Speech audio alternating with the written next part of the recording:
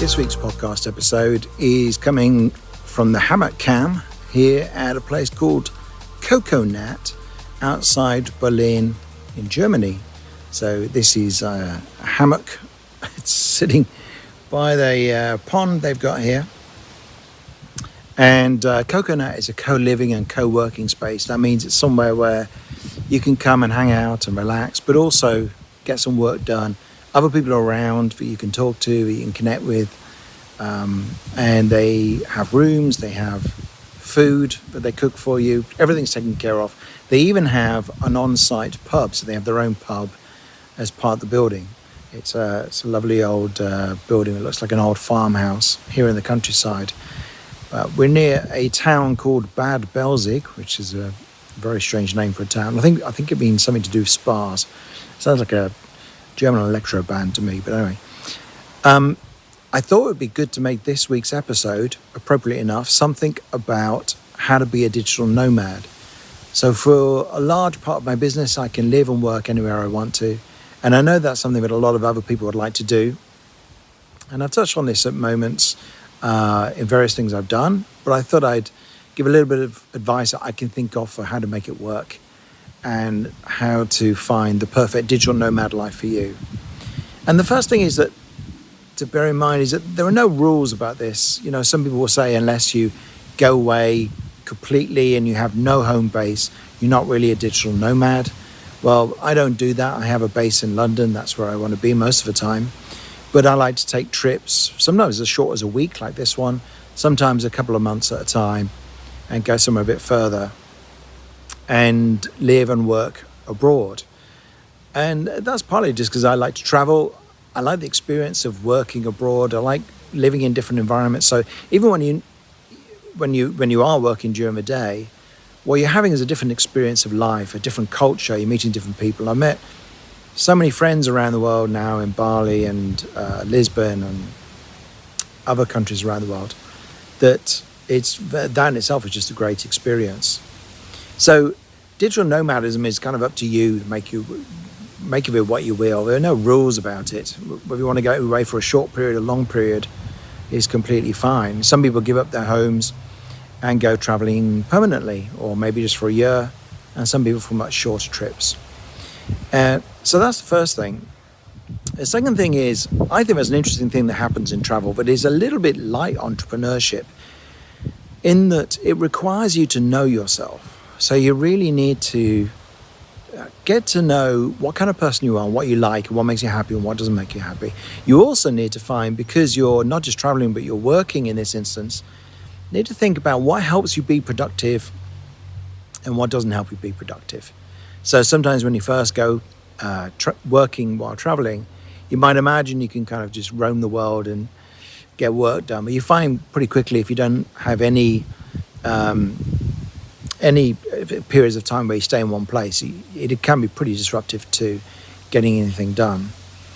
So you need to find beyond that also, do you want to be in the city or do you want to be in the country? So if I was going to write a book, for instance, I might go somewhere quite remote like this, like Coconats, really in the middle of nowhere.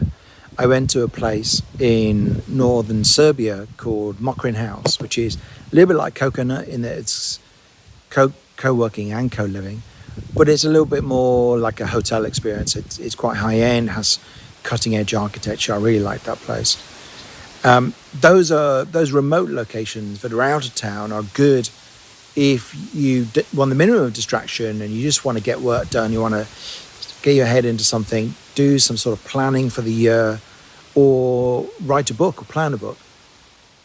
The other way to go is to say, okay, I want to be in a city because I want the buzz, I want a bit of creative stimulation, and I find myself I get the most new ideas when I can go somewhere that's really buzzy. So that's why I'm going to Berlin in a few days and going to go and see the sights and hang out in some of the hipster areas and all the places to do good coffee and have really quirky interiors and all that kind of stuff.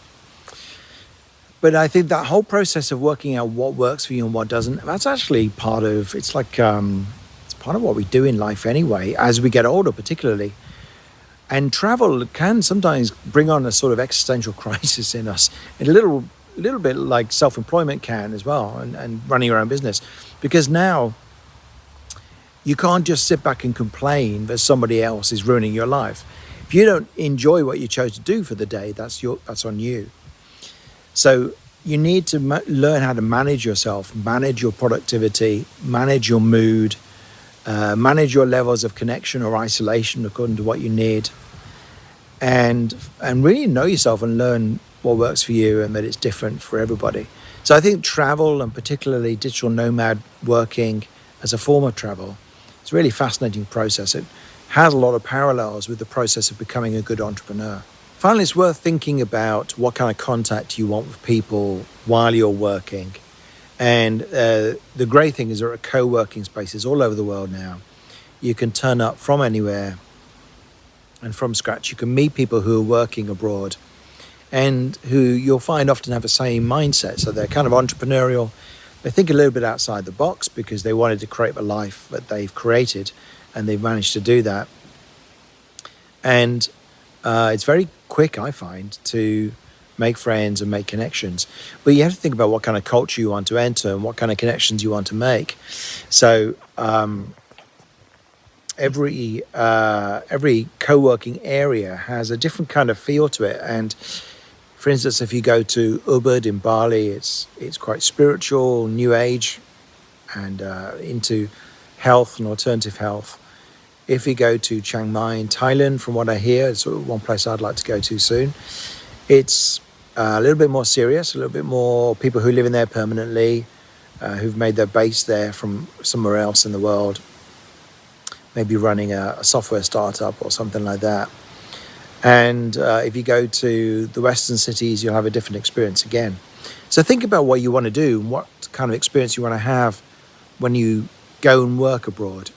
And if you've not tried it before, then you don't have to sell your house or end your rental or anything like that.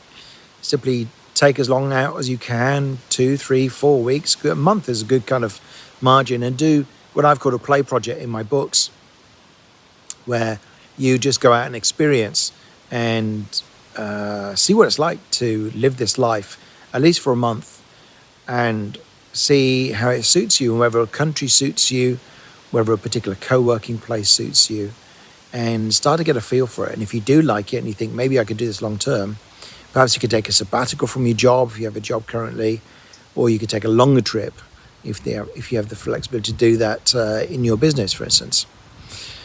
So I think what I'll also do is I'm going to ask a few people here, as people from all over the world staying here. I'm going to ask for their opinion and get a couple of tips from them just to finish off. I hope that was useful.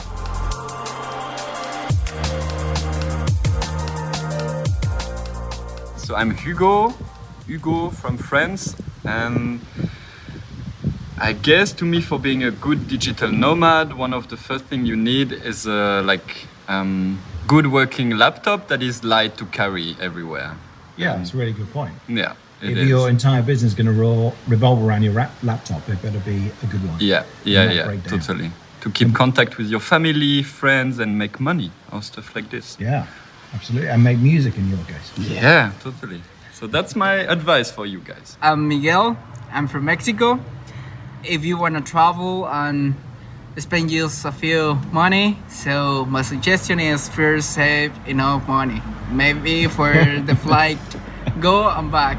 And then the second point is maybe you need to get a lot of friends, make friends. So I think that is important thing. Yeah. So if you make friends, it's gonna be easier to know the places and find place for to stay, maybe for a week, a couple days or whatever. But if you want to stay for longer, the best idea is maybe look for an apartment or something like that. Yeah, it gets cheaper then, doesn't it? Yeah, exactly. But yeah, I mean, the ability to make friends, people don't talk about that very much, but it's a really important skill. And I think it's one you can get better at the more you travel, because you meet new people and you get pretty comfortable talking to strangers. So I'm Kristen, I'm from Germany. And my advice would be, whichever city or country you're in, you should always look at a group or an organization called Meetup. because there you will find like-minded people. It'll be easy to connect with people from all types of different interest groups that you might have, and that'll make it easy to make some friends no matter where you're traveling to. That's a great idea. That's the first thing I do when I go to another country. Go to meet up, and you find there's always a digital nomad group. Everyone's really friendly. Same anywhere here. in the world. It's brilliant. I'm Katarina. I'm from Sweden, living in Germany. And my tip for be a good digital nomad is to have faith in people. So as long as you have faith in people, you will attract people that will help you on your way. So if you believe that it's every person are there to help you, you will also attract those people on your journey. So keep having faith. What about the people who are, when you're traveling, if there's some people you need to be cautious of, so how do you tell the difference? Yeah, you cannot always know from the beginning, but if you believe that everybody has something good to give you, then and stay away if somebody, of course, stay away if somebody seems dangerous. But I believe that there are something good in every person that you meet on your way. Yeah, no, that's good. And if you tune into your intuition, you can tell the difference. Yeah, true. Trust in your intuition.